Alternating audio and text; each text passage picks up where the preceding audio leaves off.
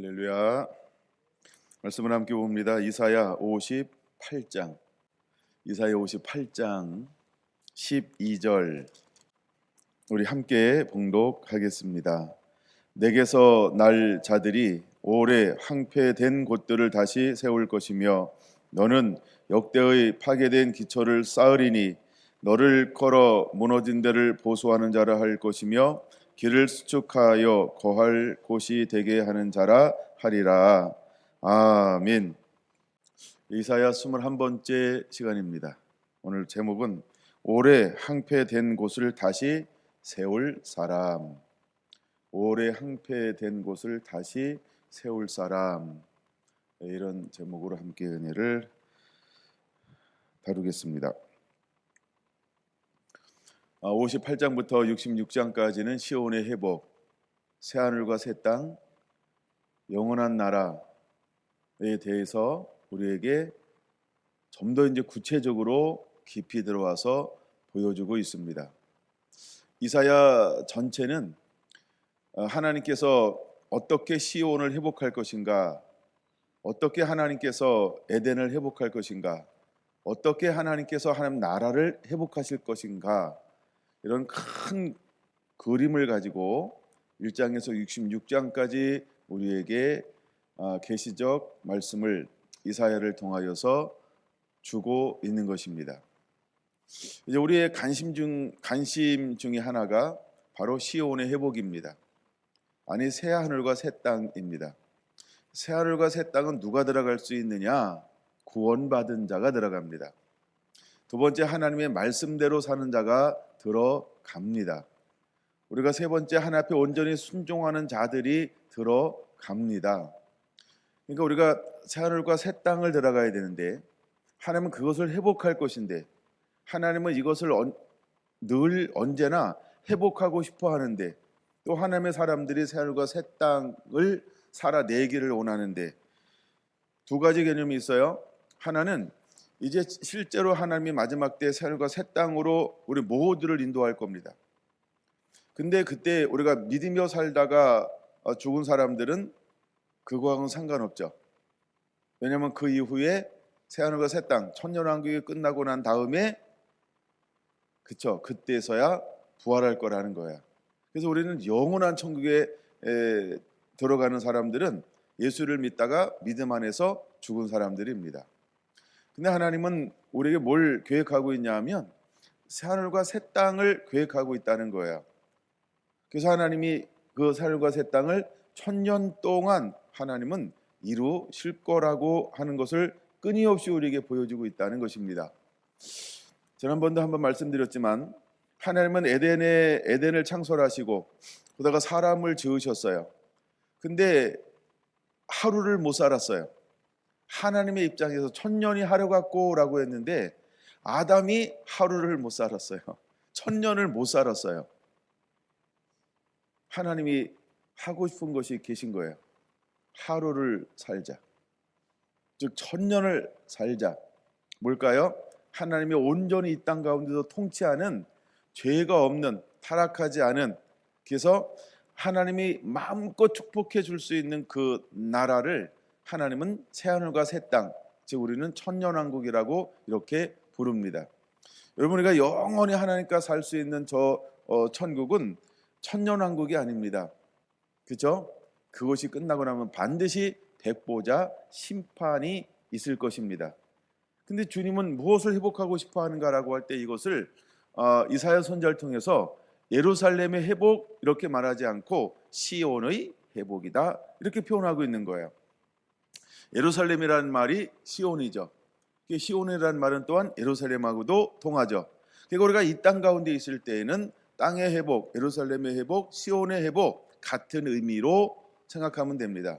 그러나 좀 더 깊이 들어가고 또 깊이 들어가면 이것이 분리가 되어진다라고 하는 것이지요. 근데 이사야서를 통해서 주님은 우리에게 무엇을 회복하고 싶어 하는 분인가라고 할 때 나는 시온을 회복하고 싶다. 나는 시온을 회복할 것이다 라고 말씀하고 있는 것입니다. 그러므로 이제 우리의 방향 중에 하나는 무엇이 되어야 할까? 하나님의 마음을 시원케 하는 것인데 시온을 회복하는데 우리 모두가 마중물이 되기 원합니다. 디딤돌이 되기를 원합니다. 그 손에 붙들려 쓰임받는 그 한 사람들이 되기를 예수님의 이름으로 축원을 드립니다. 1장에서 36장까지를 전체를 보면 1장에서 39장까지를 볼까요? 그러면 시온의 회복과 관련해서는 어떤 관점으로 볼 수 있냐면, 하나님은 1장에서 39장까지를 통해서 시온과 관련되어서는 남은 자들을 내가 반드시 회복할 것이다, 이렇게 우리에게 말씀하고 있다는 겁니다. 남은 자들을 회복할 것이다. 근데 남은 자를 회복하면서 하나님은 뭐예요?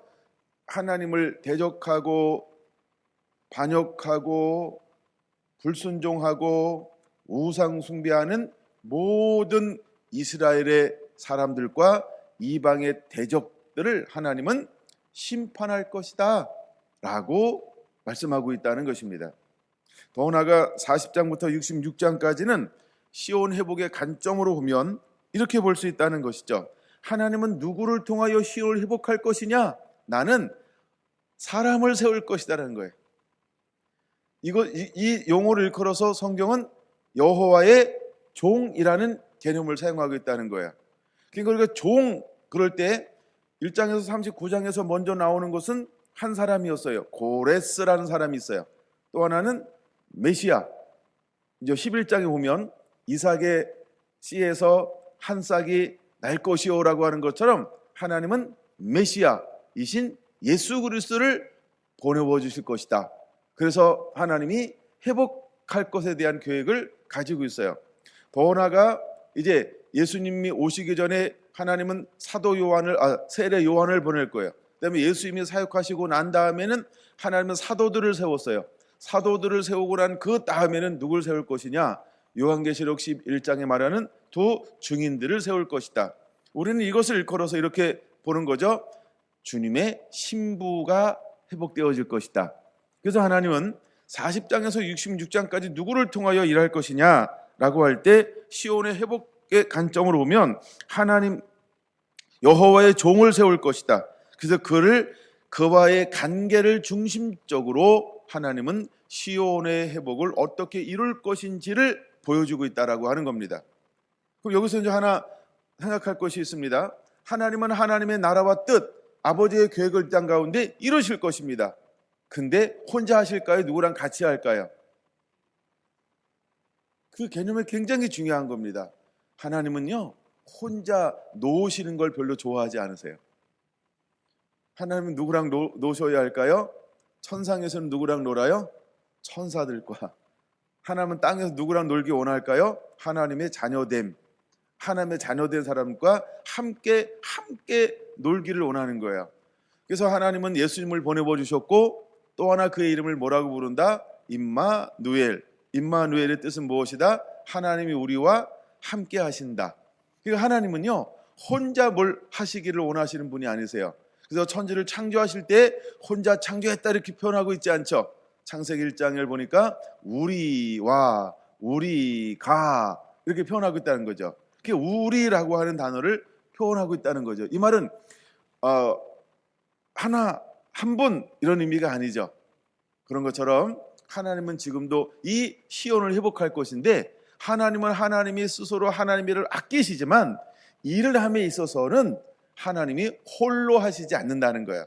그래서 언제나 하나님은 누구를 찾고 또 누구를 부를 것이냐 하면 하나님의 마음에 맞는 사람들, 이 사람을 하나님은 찾으실 거라는 거예요.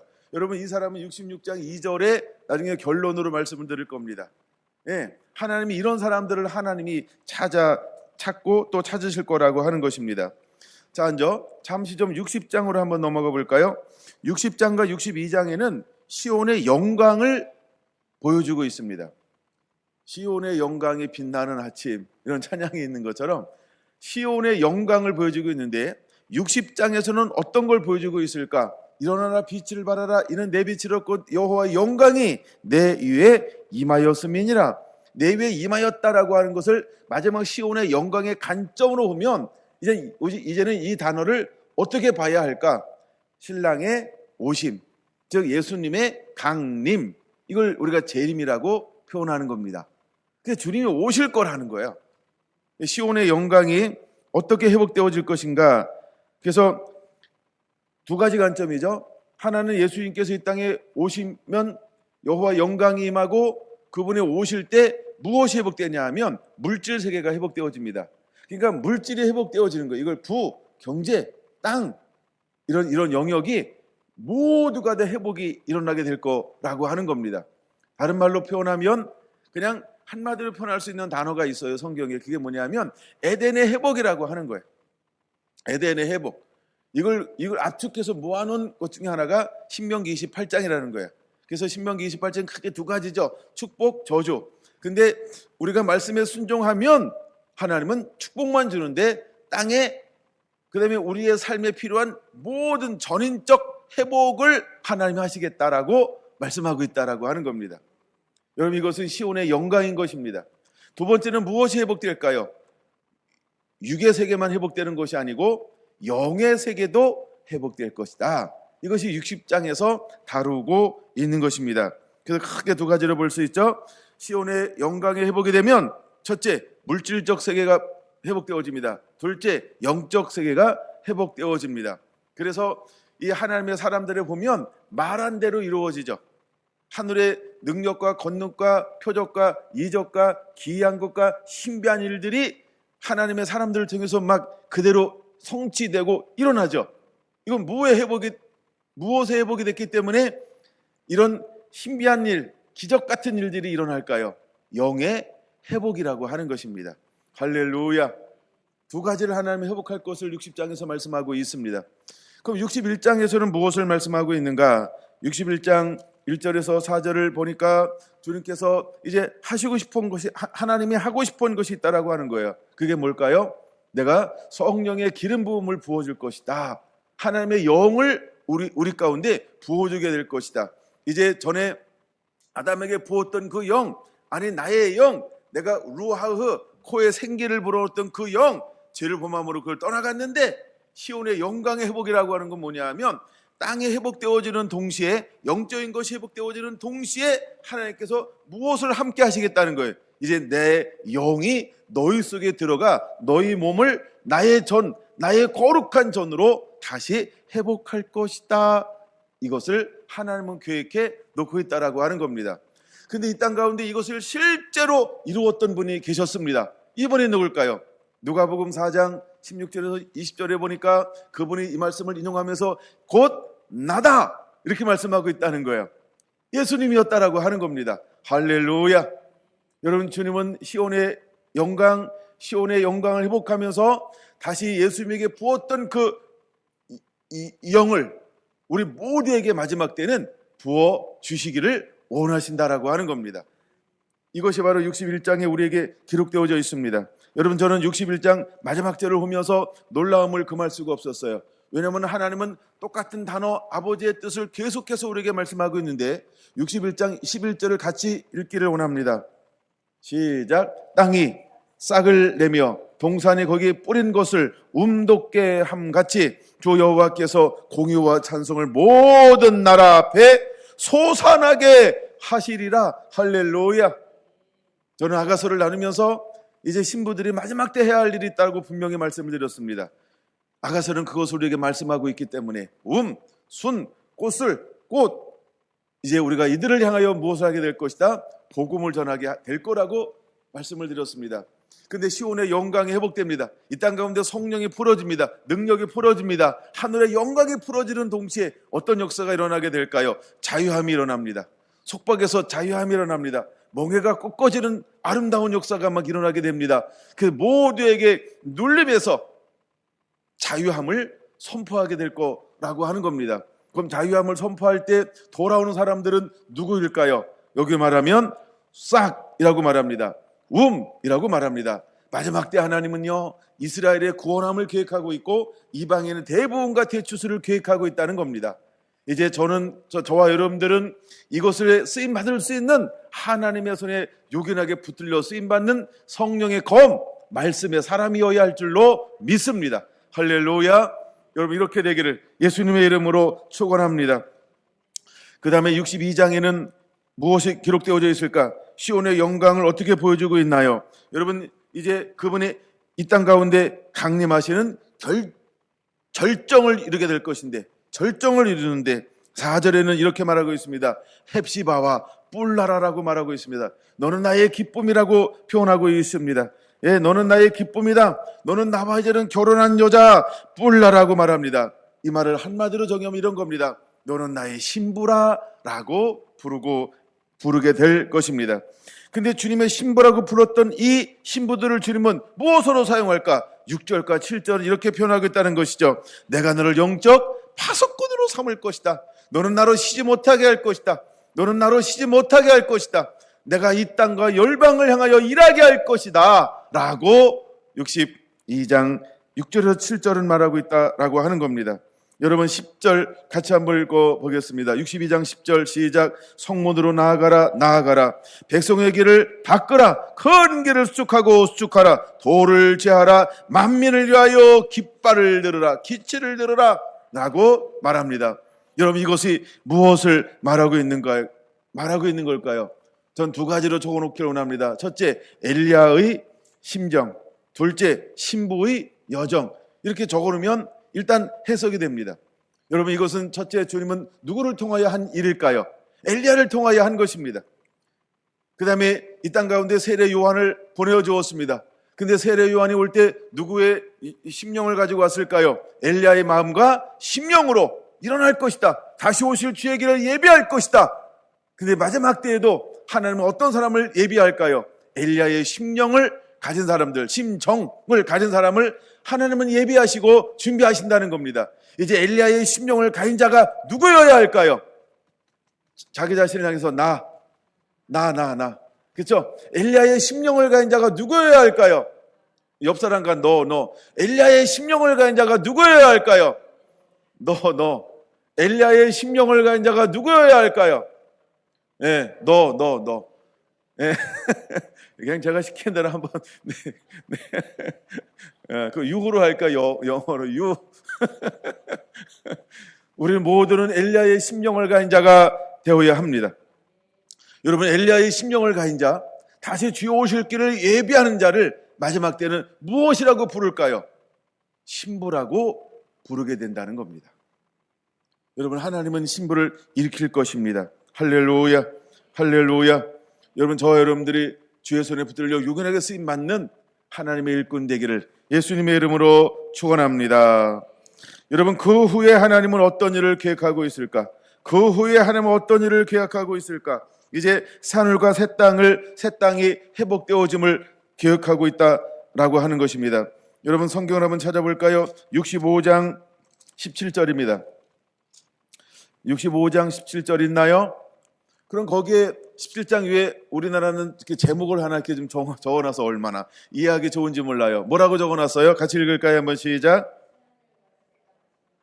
예, 없으신 분도 있으니까 있으신 분만 읽으라고 그런 거예요. 자, 새하늘과 새 땅을 창조한다라고 17절에 말합니다. 무엇을 보여주고 있는 거예요? 하나님의 계획은요, 그 후에 새하늘과 새 땅을 회복할 것이다 라고 보여주고 있다라고 하는 겁니다. 더 나아가서 25절까지 여러분 보시고요. 66장 10절 한번 보겠습니다. 66장 10절에서 23절까지는 또다시 무엇을 보여주고 있는 걸까요? 이것 또한 예루살렘의 회복, 즉 산울과 새 땅의 회복을 우리에게 보여주고 있는 것입니다. 여러분 성경을 두 군데 거기다 손 하나 껴놓고 한번 더 신약으로 다녀오려고 합니다. 베드로후서 3장 13절입니다. 베드로후서 3장 13절 제가 읽습니다. 우리는 그의 약속대로 의가 있는 곳인 새 하늘과 새 땅을 바라보도다. 할렐루야. 그럼 이것을 문맥으로 읽으면 굉장히 더 은혜가 됩니다. 오늘 시간 강의사니까 문맥으로 읽지는 않는데 여러분들은 문맥으로 문맥이 뭐냐 하면 13절을 가운데 딱 놓고 위와 아래를 읽으라는 거예요. 이게 문맥입니다. 꼭 그렇게 읽어보시기 바랍니다. 여러분 하나님은 우리에게 무엇을 예비해 놓고 있을까요? 새하늘과 새 땅을 예비해 놓고 이것을 마지막 때에 주님 오시기를 바라고 앙망하는 자들이 바라보기를 원하고 있다라고 하는 것입니다. 많은 사람들은 주님께서 오신 것을 더딘다고 생각합니다. 그러나 더딘 것이 아니고 하나님은 아무도 멸망치 않고 모든 사람들이 구원을 얻기 위하여 인내하고 있는 겁니다. 기다리고 있는 겁니다. 회개하기를 기다리고 있는 거예요. 하나님의 때를 기다리고 있는 거예요. 그러면서 우리가 기다리면서 낭만과 절망하지 말고 무엇을 해야 한다라고 말씀하고 있는 걸까요? 새하늘과 새 땅을 바라보는 자가 되어야 된다라고 말씀을 하고 있는 것입니다. 요한계시록 21장 1절에서 6절까지 여러분 꼭 보시기 바랍니다. 요한계시록 21장 1절 봅니다. 또 내가 새하늘과 새 땅을 보니 처음 하늘과 처음 땅이 없어졌고 바다도 다시 있지 않더라. 또 내가 보매 거룩한 성 새 예루살렘이 하나님께로부터 하늘에서 내려오니 그 준비한 것이 신부가 남편을 위하여 단장한 것 같더라. 내가 들으니 보지 큰 음성이 이르되 하면서 이제 새하늘과 새 땅이 이 땅 가운데 회복되어지는 것에 대해서 우리에게 정확하게 말씀을 하고 있다라고 하는 겁니다. 여러분 이사야 다시 60장으로 넘어가 보려고 합니다. 여호와의 강림으로 60장 2절에 보면 어떤 일들이 일어나기 시작할까요? 대부흥과 대추수가 일어나게 되는 것을 우리에게 보여주고 있습니다. 여러분 60장 2절에 이렇게 말합니다. 보라, 어둠이 땅을 덮을 것이며 마지막 때죠. 캄캄함이 만민을 가리우려니와 마지막 때죠. 그래서 마지막 때는 죄악이 간용합니다. 모든 것이 항폐합니다. 불법이 성합니다. 예, 세상에는 희망도 없고 소망도 없습니다. 사람들과의 인간 관계는요 그렇게 악하고 잔인할 수가 없게 될 겁니다. 그래서 어둠이 가릴 것이기 때문에 캄캄함이 만민을 덮을 것이기 때문에 그렇습니다. 그때 누가 오실 거라고요? 죄가 간용하면 주님이 오시는 겁니다. 죄가 간용하면 주님이 오시는 것입니다. 우리에게 속담에 이런 말이 있죠. 새벽은 언제 온다고요? 어둠이 가장 깊었을 때, 그때 새벽이 온다는 겁니다. 그 기점에 새벽이 오는 것처럼 여러분 주님은 그때 오실 겁니다. 할렐루야, 할렐루야, 할렐루야. 그 다음에 주님이 오시면 놀라운 일이 벌어지죠. 여러분 60장은 우리에게 무엇을 보여주고 있는 걸까요? 대부흥과 대추수를 보여주고 있습니다. 대부흥과 대추수는 무엇과 관계가 있을까요? 회복이라고 하는 것입니다. 하나님은 회복을 시킬 것인데 이것을 어떻게 회복시킬 거라고 말씀하고 있을까요? 은혜의 해다 이렇게 말씀을 하고 있는 것입니다. 그래서 61장 1절에서 3절 주님의 성령이 임합니다. 이것을 일컬어서 예수님은 누가복음 4장에서 뭐라고 말씀하고 있을까요? 은혜의 해의 시작이라 이렇게 표현하고 있습니다.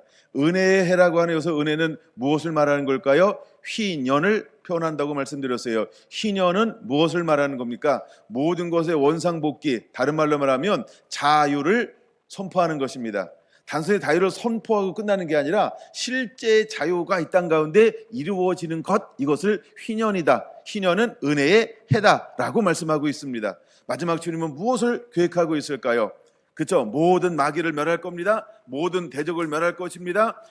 모든 악한 영들을 제할 겁니다. 그러면 이 땅 가운데 무엇만 남게 될까요? 하나님의 은혜만 남습니다. 이것이 천년왕국이라고 하는 거죠. 이것이 새하늘과 새 땅이라고 하는 거죠. 여러분 하나님은 우리 모두가 다 그 예비한 땅에 들어가기를 원합니다. 그리고 우리가 이 땅에 살면서 천국에 다 소망을 두고 실제로 천국을 누리기를 원하는 것이 저와 여러분을 향한 하나님의 놀라운 뜻인 것을 기억하시기를 바랍니다. 할렐루야. 우리가 이런 일들이 우리 가운데 일어나게 되기를 예수님의 이름으로 초월합니다. 64장 1절에서 2절입니다. 주님께서 오실 때 어떤 모습으로 오실까? 여기는 이렇게 표현하고 있다라고 하는 것이죠. 1절 주는 하늘을 가리고 재림이죠. 강림하시고 주 앞에 산들이 진동할 겁니다. 근데 뭐처럼 온다고요? 불이 섭을 사르며 불로 임하신다라고 하는 겁니다. 둘째, 불이 물을 끓인 같게 원수들이 다 그 앞에서 떨며 3절 주께서 강림하사라고 표현하고 있습니다. 여러분 주님께서 오실 때 어떤 모습으로 등장할 것인가? 불의 모습으로 온다. 이것은 두 가지입니다. 불은 심판이라는 의미가 있습니다. 두 번째, 불은 정화라고 하는 의미가 있습니다. 주님이 오심은 한쪽에는 정화, 영광의 회복입니다. 또 한쪽에는 주님이 오심은 심판, 멸망이라고 하는 의미가 있습니다.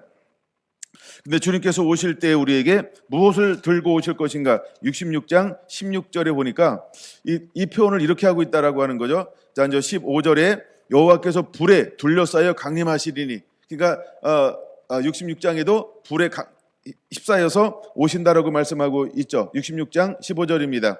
또 바람처럼 오고 화염검으로 책망하실 겁니다. 16절 같이 읽습니다. 시작. 여호와께서 불과 칼로 모든 혈육에서 심판을 베푸신즉 여호와께서 죽임당한 자가 많으리니 라고 말합니다.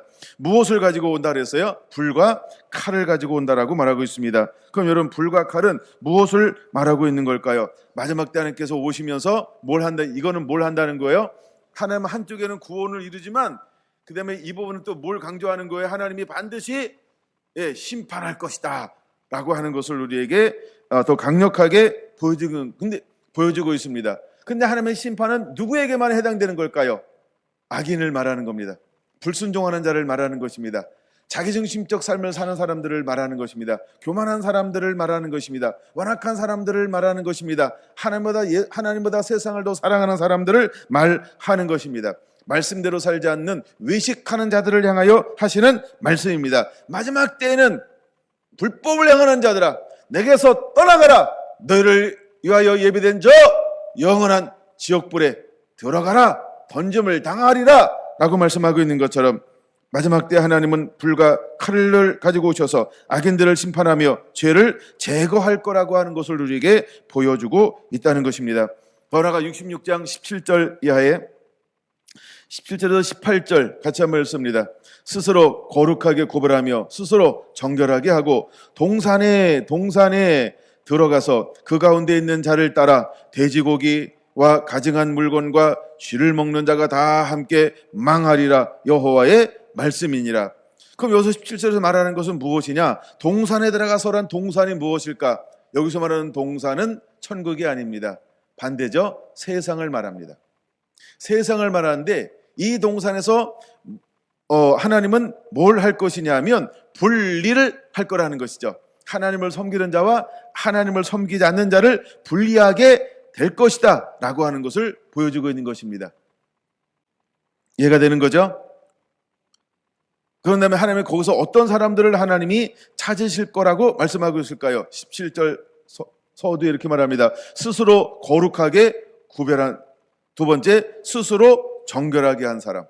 그러므로 우리는 마지막 때가 되면 될수록 어떤 삶을 살아야 될까? 우리는 구별된, 구분된, 분리된 삶을 사는 자가 되어야 하는 것입니다.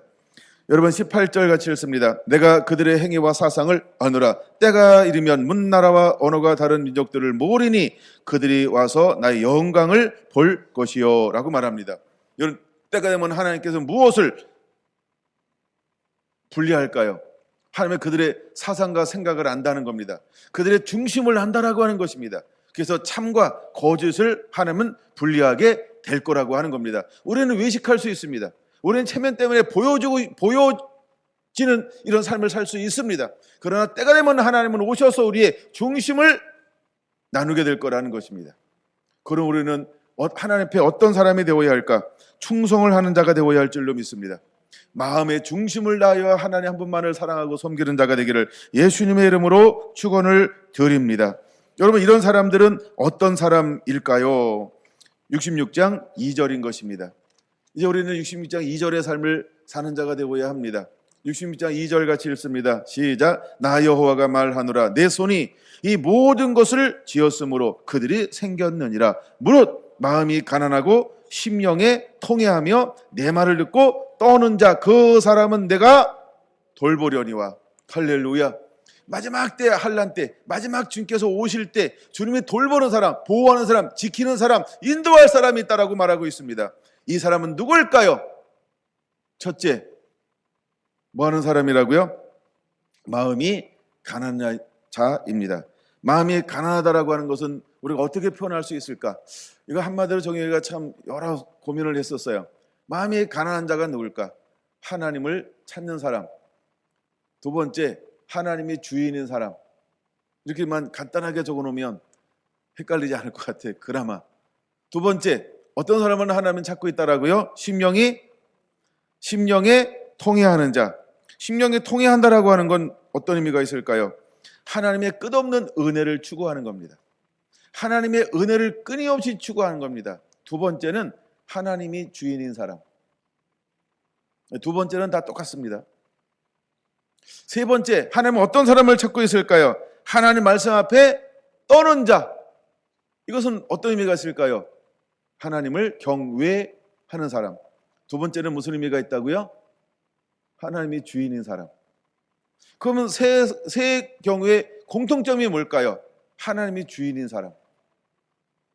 그럼 하나님이 주인이다라고 하는 것은 나는 뭐라고 하는 거예요? 나는 주인이 있으면 그 다음에 뭐예요? 종입니다. 일단 우리가 자녀로 보면은 안 되고 일단 종이라는 개념으로 먼저 봐야 됩니다. 그러고 난 다음에 우리는 이 세 가지를 품어야 합니다. 우리 마음이 가난한 자가 되어야 합니다. 우리는 심령에 통회하는 자가 되어야 합니다. 그 다음에 우리는 말씀 앞에 떠오르는 자가 되어야 합니다. 이게 진짜입니다. 그러면 이 세 가지를 한마디로 한번 줄여보려고 합니다. 세 사람의 공통점이 뭐라고요? 요 하나님이 주인인 사람, 예수님이 주인인 사람, 성령님이 주인인 사람. 왜 주인인데 생각이 이렇게 많아요? 왜 주인인데 그렇게 말이 많아요? 왜 주인이 시키는데 왜 이렇게 핑계가 많아요? 왜 이유가 많아요? 이런 핑계와 이유는 누구를 변호하는 걸까요? 핑계와 이유는 누구를 변호하는 걸까요? 그렇죠? 아닌 사람이 있습니까? 아니요, 당신이 잘못 알아가지고 바른 걸 알려주려고 그래요. 저한테 말고 하나님 앞에. 우리가 그러면 하나님 앞에 대할 때 하나님은 의로우신 분인데 이건 너무 길고요. 여러분 우리가 이걸 한마디로 정의하면 이렇게 정의하세요. 꼭 적어야 됩니다.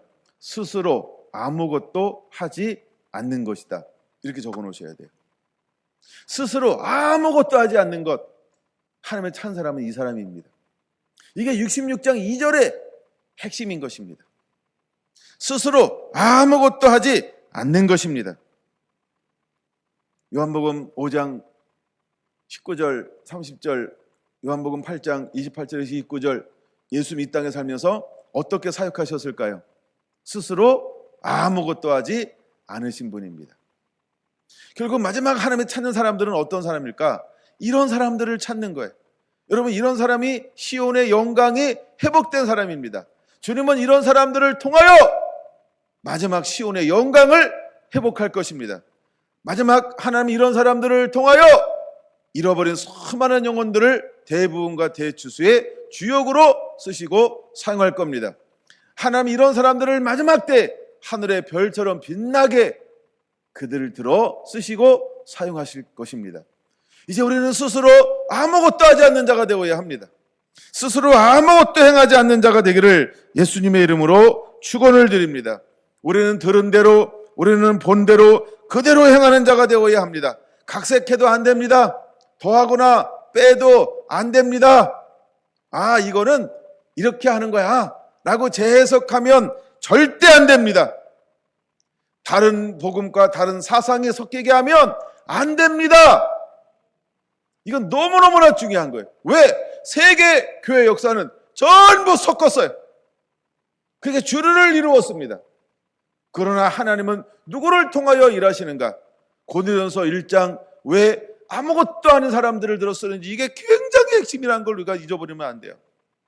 고린도후서 6장 하나님이 아무것도 없는 자, 부족한 자, 연약한 자, 왜 하나님이 이스라엘을 들어 쓰시는지 이건 너무너무나 중요한 겁니다.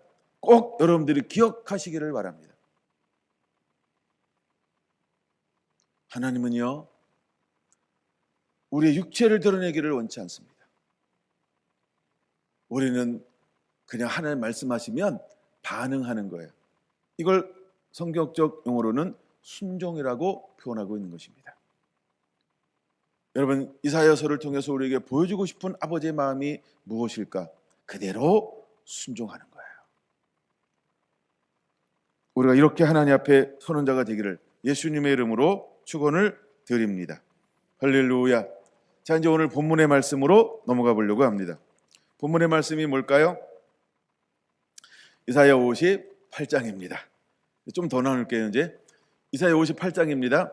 우리가 보통 이사야 58장은 금식하는 장이다라고 부를 수 있습니다.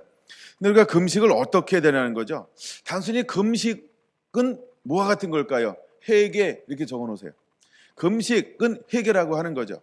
그러면 6절에 이렇게 말합니다. 내가 기뻐하는 금식은 이렇게 말하죠. 다시 말해서 내가 기뻐하는 회개는 이런 거예요. 회개 때 회개 앞에다 이런 단어를 집어넣으면 더 좋겠죠. 하나님이 기뻐하는 진정한 회개는 무엇일까? 이런 거예요. 하나님이 기뻐하는 진정한 회개는 무엇일까? 라고 하는 겁니다. 여러분 6절 보세요. 첫째, 흉악의 결박을 풀어줍니다. 두 번째, 멍에의 줄을 끊어줍니다. 세 번째, 압제당하는 자에게 자유하게 합니다. 네 번째, 모든 멍에를 꺾어 버립니다. 이거 언제 일어나는 거예요? 이거 언제 일어나는 거예요? 성경으로 보면 이사야 61장에서 일어나죠. 무엇할 때 일어납니까? 성령이 오시면. 이 사역을 하신 분이 누구일까요? 첫째, 예수님이 하셨어요. 이 일을 하라고 파송한 사람들이 누구일까요? 12 제자죠.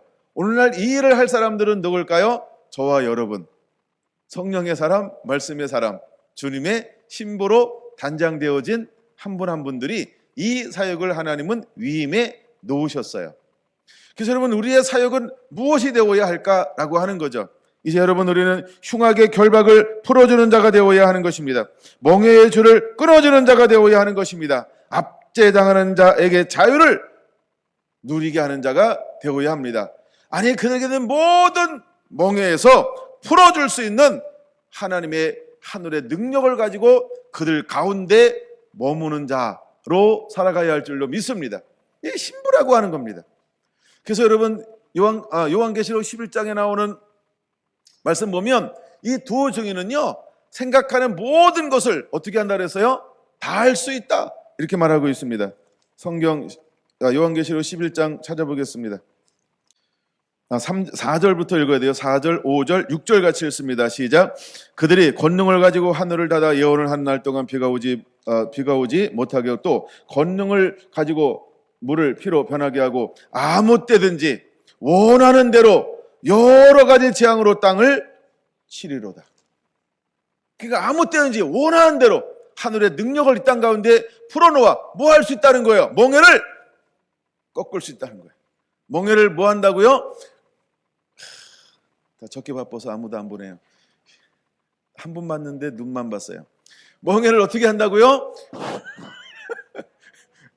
이게 마지막에 두 증인이 하는 일이에요. 그러면 신부가 하는 일이 뭘까요? 멍에를 꺾어지는 거예요. 수많은 사람들에게 멍에가 쓰여져 있습니다. 그래서 세상의 종로를 탑니다. 세상에 뭘 말하는 거예요? 세상 신을 말하는 거예요? 마귀를 말하는 거예요? 사단을 말하는 거예요? 악한 영을 말하는 거예요? 그들의 종이 됐어요. 하나님의 종이 되어야 되는데, 예수님의 종이 되어야 하는데, 그는 사단에 붙들려서 사단의 종이 되었어요. 신부는 마지막에 뭘 하는 자일까요? 그들에게 얹혀져 있는 멍에를 꺾어주는 자. 이게 신부라는 거예요, 여러분. 이사야는 우리에게 이것을 보여주고 싶어 합니다. 여러분, 이것을 누리고 이것을 실제로 집행하는 자가 되기를 예수님의 이름으로 축원합니다. 따라서 나는 집행자다. 나는 집행자다. 할렐루야. 사단의 멍에를 꺾어주는 집행자. 이게 우리의 정체성이라고 하는 겁니다. 그리고 나서 제가 잘 나눴던 7절, 8절, 9절, 10절, 11절을 1단계, 2단계, 3단계로 나누는 것입니다. 자, 이제 나눴어요. 다 아시죠?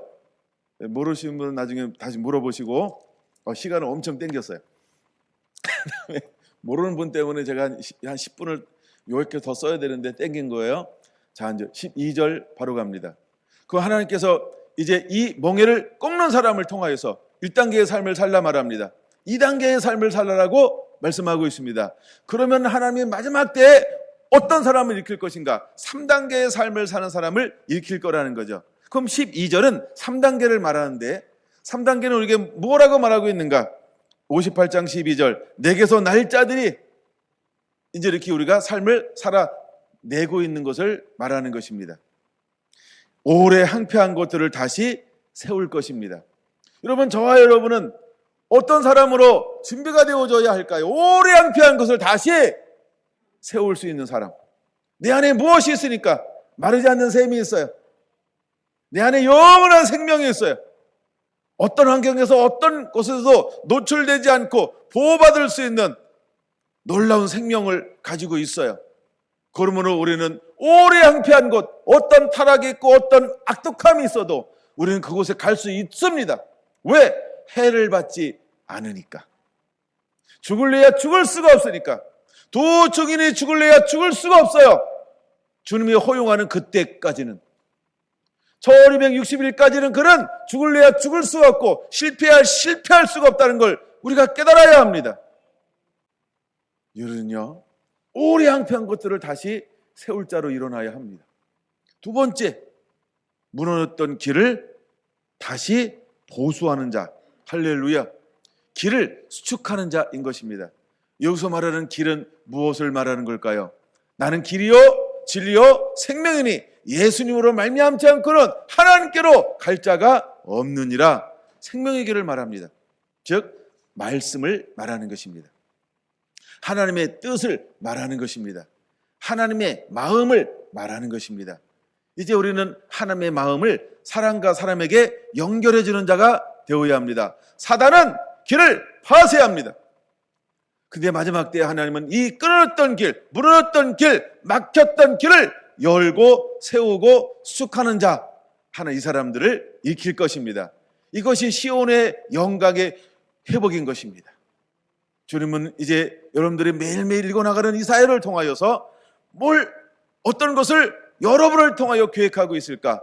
하나님은 여러분 한 분 한 분들을 시온의 영광을 회복하는 자로 함께 동역하기를 원하신다는 겁니다. 그 주인공들이 되기를 예수님의 이름으로 축원합니다. 우리 서울센터도 예수님의 이름으로 축원합니다. 할렐루야.